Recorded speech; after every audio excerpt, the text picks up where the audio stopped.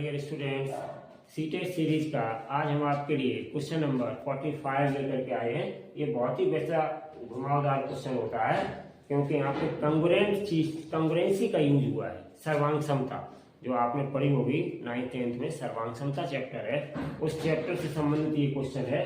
Question बहुत simple है लेकिन थोड़ा सा घुमावदार है, जिससे कि बहुत बच्चे इस ऑप्शन को गलत करके आए हैं। ठीक है बच्चों, हमने जब पेपर देखा, स्टूडेंट से बात करी, तो हमें पता चला कि इनमें बहुत सारे लोग ऑप्शंस गलत करके आए, गिने चुने लोग ही सही कर पाए होंगे इसको। ठीक है, क्योंकि कंग्रुएंसी के वो रूल्स जिनमें एक क्रम होता है, एक ऑर्डर होता है ट्रायंगल को लिखने का, वो ऑर्डर सही से नहीं लिख पाए। चलिए बच्चों, हमने यहाँ पे इसका फिगर भी बना दिया है। पहले हम क्वेश्चन को रीड करते हैं। हिंदी में हमने क्वेश्चन को नहीं लिखा है क्योंकि बहुत कोई खास चीज नहीं है हिंदी में लिखने के लिए, तो हिंदी मीडियम वाले बच्चे भी समझ जाएंगे। नीचे लिखा है the which of the following statement is true, है तो कौन सा स्टेटमेंट इनमें से सही है, या चार ऑप्शन गिवन है उनमें कौन सा सही है, वो इतना केवल आपको पढ़ना। बकाया तो सब हिंदी और इंग्लिश एक ही जैसा होता है। चलिए क्वेश्चन पढ़ते हैं। In triangle ABC and DEF, दो ट्रायंगल हैं, हमने इनके फिगर बनाए। एक ट्रायंगल एबीसी है और एक ट्रायंगल डीईएफ है। इन्होंने लिख के दिया डीईएफ, ये ट्रायंगल है। ठीक है बच्चों, एंगल भी 90 डिग्री है, तो एंगल बी की जगह हमने 90 डिग्री रख दिया। बीसी 8 सेंटीमीटर है, बीसी 8 सेंटीमीटर रख दी।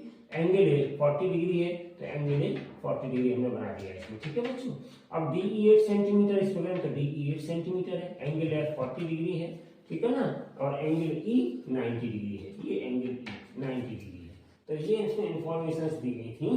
उसके बाद पूछा इनमें कौन सा स्टेटमेंट करेक्ट है और किसके द्वारा करेक्ट है।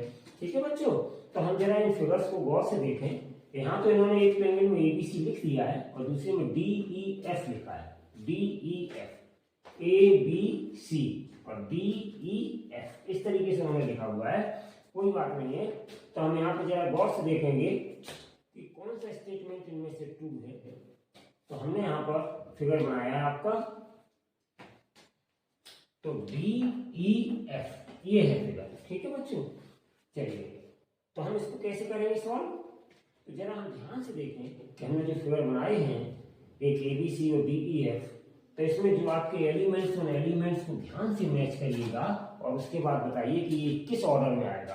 तो हम जरा गौर से देखें। एंगल यहाँ पर है मेरे पास बच्चों, अगर दोनों ट्रायंगल की बात करें तो इनके करस्पॉन्डिंग पार्ट्स हमारे एंगल ए है और ये एंगल ए हमारे एंगल एफ के बराबर है। ध्यान से देखना बच्चों आप, ठीक है ना। और ये क्यों बराबर है, क्योंकि ईच 40 डिग्री है। ठीक है बच्चों, ईच 40 डिग्री, इसलिए ये बराबर है। हम दोनों ट्रायंगल की बात कर रहे हैं, हम ट्रायंगल के नाम नहीं लिख रहे हैं, केवल उनके एलिमेंट्स को हम चेक कर रहे हैं। उसके बाद देखें तो यहाँ पर बच्चों एंगल बी आया है और ये एंगल बी बराबर किसके है, एंगल ई के। क्यों, क्योंकि ये भी आपका ईच 90 है, ईच 90 डिग्री है। ठीक है ना बच्चों। अब तीसरी चीज क्या है, एक इसकी साइड दी गई है बीसी, यहाँ पे कौन सी साइड दी गई है, बीसी, और बराबर यहाँ पे बीसी किसके बराबर हो जाएगी। तो हम जरा गौर से देखें, ए बी सी, तो ये यहाँ से चलेगा, एफ से हमने शुरू किया, एंगल दोनों के लिए, तो एफ ई डी, तो क्या हो जाएगा बच्चों, एफ ई डी, यानी ईडी साइड आ जाएगी, ईडी। तो ईडी और ये बराबर आपका हो गया 8 सेंटीमीटर, ईच 8 सेंटीमीटर। ठीक है ना।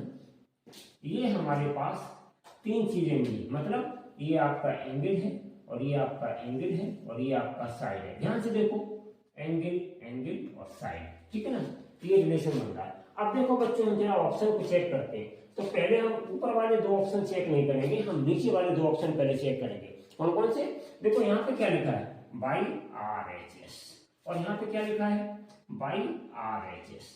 तो बच्चों कंपटीशन में बस यही होता है कि अगर आपको रूल्स पता है तो आप बड़ी आसानी से इन सारी चीजों को कर सकते हैं। तो यहाँ पे देखो RHS लिखा है। अच्छा बच्चों, RHS का मतलब क्या होता है, RHS का मतलब होता है राइट एंगल और एच से हाइपोटेन्यूज और एच से साइड। अगर किसी ट्रायंगल, दो ट्रायंगल ऐसे हैं जिनमें एक राइट एंगल है, ठीक है, दोनों ट्रायंगल में दोनों राइट एंगल हो और दोनों में हाइपोटेन्यूज गिवन हो और दोनों में साइड गिवन हो, तो हम उनके रिलेशन को RHS कंग्रुएंसी के द्वारा प्रूव कर सकते हैं। तो देखो कंफ्यूजन में डालने के लिए बच्चों यहाँ पे 90 डिग्री के एंगल दिए, यही तो कंपटीशन है। तो कुछ बच्चों ने तो RHS होगा इसमें 90 के दिए हैं और ये सोच करके और बिना ध्यान दिए हुए और इनमें से ऑप्शन को करेक्ट कर दिया होगा। क्यों, क्योंकि यहाँ पे देखो बच्चों लिखा है ना ट्रायंगल FED और ABC, लेकिन बाई RHS लिखा है। यहाँ पे देखो 2 ट्रायंगल लिखे हैं बच्चों, यही नाम लिखे सेम जो यहाँ लिखे हुए हैं, थोड़ा सा डिफरेंस है, लेकिन बाई RHS लिखा हुआ है, ठीक है ना। तो बाई RHS तो ये कॉन्ग्रुएंट होंगे नहीं, तो इसलिए ये दोनों ऑप्शन तो देखते ही गलत हो गए, इनमें आपको कुछ करना ही नहीं था, दोनों ऑप्शन ये गलत हो गए। अब बात ये है कि इन दोनों ऊपर में से कौन सा ऑप्शन फिर सही होगा, क्योंकि यहाँ हाइपोटेन्यूज दी नहीं गई है। अब हाइपोटेन्यूज इक्वल है या नहीं है मुझे नहीं पता, न दी गई है, तो इसका मतलब जब हाइपोटेन्यूज नहीं दी गई है तो वहां RHS कंडीशन लागू नहीं होगी, ठीक है। क्योंकि RHS कंडीशन क्या कहती है कि अगर हमारे 2 ट्रायंगल हैं और उनमें राइट एंगल हो, दूसरा हाइपोटेन्यूज करॉस्पॉन्डिंग इक्वल हो, और तीसरा एक साइड कोई भी करॉस्पॉन्डिंग उनकी संगत इक्वल हो, ठीक है ना, तो वो RHS के द्वारा हम कॉन्ग्रुएंट प्रूव कर सकते हैं। तो यहाँ हाइपोटेन्यूज दोनों में कहीं हमें दी नहीं गई थी, तो ये कंडीशन तो आपको इसको देखते हुए तुरंत गलत हो गई, तो इनमें से तो कोई ऑप्शन सही है नहीं। अब हम बात करते हैं फिर इनमें फर्स्ट और सेकंड में कौन सा ऑप्शन सही है। उसके लिए हमने यहाँ पे देखो लिखा है एंगल A बराबर एंगल F, एंगल B बराबर एंगल E है, और BC बराबर ED है। देखो ABC, तो ये BC बराबर क्या है, ED हो गया, क्योंकि हम इधर से चलेंगे FED, इसी के क्रम में चलेंगे। बच्चों कॉन्ग्रुएंट ट्रायंगल्स प्रूव करने के लिए उनका एक क्रम होता है कि जिस क्रम में हम एलिमेंट ले रहे हैं उसी क्रम में हमें ट्रायंगल लेना पड़ता है। हालांकि यहाँ पे ट्रायंगल DEF दिया गया है, ठीक है ना बच्चों, लेकिन हम पढ़ लेंगे तो DEF है, उसी क्रम में है, लेकिन हमने सुविधा के लिए ये इस तरीके से बनाया है कि आपको ये बात समझ में आ जाए। यहाँ पे देखो ABC ट्रायंगल है, तब इसमें एंगल साइड बन रहा था। यहाँ पे हमने ट्रायंगल DEF तो है, लेकिन यहाँ पे भी देखो अगर हम इधर से देखें तो ये एंगल साइड ऐसे बन रहा है, इसका मतलब ट्रायंगल का नाम क्या होगा, FED होगा, और यहाँ ट्रायंगल का नाम क्या होगा, ABC होगा। क्यों, देखो क्रम चलता है, कॉन्ग्रुएंट ट्रायंगल्स में क्रम चलता है। अगर वो कॉन्ग्रुएंट ट्रायंगल्स का आपने क्रम नहीं लिखा सही से तो वो गलत हो जाएगा, और वही यहाँ ऊपर वाले इन दोनों में है, ठीक है। यहाँ भी लिखा है AAS, यहाँ भी लिखा है AAS, लेकिन हमें इनमें क्रम देखना है कि ये किस क्रम के अंतर्गत एलिमेंट आ रहे हैं। तो यहाँ पे देखो ABC, ठीक है ना, तो देखो ध्यान से ABC ये क्रम आ रहा है ना ट्रायंगल का। यहाँ पे भी देखो अगर हम ध्यान से देखें तो EFD ये क्रम आ रहा है, कि नहीं आ रहा। इसका मतलब क्या है, therefore triangle ABC congruent to triangle FED, और बाई किसके द्वारा हो गया ये बच्चों, बाई एंगल साइड, पहले एंगल फिर साइड। ध्यान से देखो एंगल और ये साइड, ऐसे यहाँ पे एंगल और ये साइड। तो हमने सुविधा के लिए आपको ऐसा बनाया है कि आपको जल्दी से समझ में आ जाए। आप इसको इस क्रम में भी बना सकते हैं DEF में, लेकिन लिखते समय यहाँ DEF नहीं होगा, ट्रायंगल FED होगा, क्योंकि एंगल A एंगल F के बराबर हुआ, एंगल B एंगल E के बराबर है, और BC ED के बराबर है। उसी क्रम में हम चल रहे हैं, तो उसी क्रम में हमें ट्रायंगल का नाम अगर देना है तो ABC, देखो FED, उसी क्रम में हमें ट्रायंगल का नाम देना होगा। तो इसके ये बहुत गहरी बात होती है जो बड़ी मुश्किल से बच्चे समझ पाते हैं, और यहाँ पे कुछ भी लिख देते हैं। यहाँ पे लिखने से पहले ध्यान देना पड़ता है। देखो AAS कंडीशन यहाँ भी लिखी है, AAS कंडीशन यहाँ भी लिखी हुई, लेकिन यहाँ क्या नाम दिया, DFE। ध्यान से देखो अगर हम DFE की बात करें, DFE, तो D एंगल क्या इसके बराबर है, नहीं है। ये एंगल इसके बराबर नहीं है, ये एंगल केवल बराबर है, ठीक है ना बच्चों।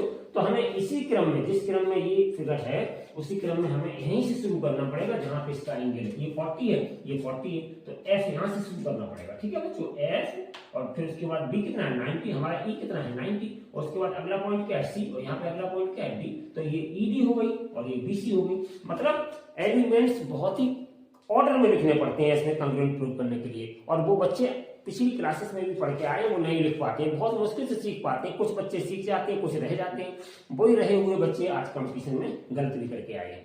तो इस तरीके से बच्चों हमारा second option is the correct option, ठीक है बच्चों, समझ में आ गया होगा कि हमारा इन दोनों में से कौन सा फिर सही है। तो हमारा ये सेकंड ऑप्शन जो था वो करेक्ट ऑप्शन है। शायद है कि आपको ये क्वेश्चन अच्छे से समझ में आ गया होगा। कंग्रुएंसी के रूल्स अच्छे से पढ़िए, क्लास 10th की बुक में दिए गए, 9th की बुक में अच्छे से पढ़िए, उनको फॉलो करिए। 5 कंडीशंस होती हैं कॉन्ग्रुएंट ट्रायंगल्स की, उन सबको पढ़िए अच्छे से। और क्रमिक ऑर्डर, एलिमेंट्स लिखने का एक ऑर्डर क्रम होता है, उस क्रम में ही जब लिखेंगे आप ऑर्डर्स को, ट्रायंगल्स को, उसी क्रम में एलिमेंट्स को हमें लेना पड़ता है, तभी हम उसको प्रूव कर पाते हैं बच्चों। तो यहाँ पे RHS कंडीशन नहीं होगी, एक बार फिर आपको रिपीट किए देते हैं, यहाँ पे RHS कंडीशन लागू नहीं होगी क्योंकि हाइपोटेन्यूज हमारे पास गिवन नहीं है कंग्रुएंट प्रूव करने के लिए, ठीक है ना बच्चों। तो यहाँ पर देखो एंगल एंगल और ये साइड, एंगल एंगल और ये साइड, तो इससे प्रूव होगा। तो ये हमारा बाई AAS, और इनको लिखने का जो क्रम था वो यहाँ पे गलत रखा हुआ है A, तो यहाँ पे हमारा क्या होना चाहिए, A हमारा कौन सा एंगल है 40 है, और यहाँ पे क्या लिखा है D, और D हमारा 40 है नहीं, D कोई एंगल ही नहीं है, ठीक है ना। तो हमारा इसी क्रम में आएगा, तो हम ट्रायंगल का नाम क्या देंगे FED, ये नाम इसका क्रम में आएगा, इसीलिए इसका second option is the correct option, ठीक है बच्चों। तो thank you so much for watching this video, take care and bye bye.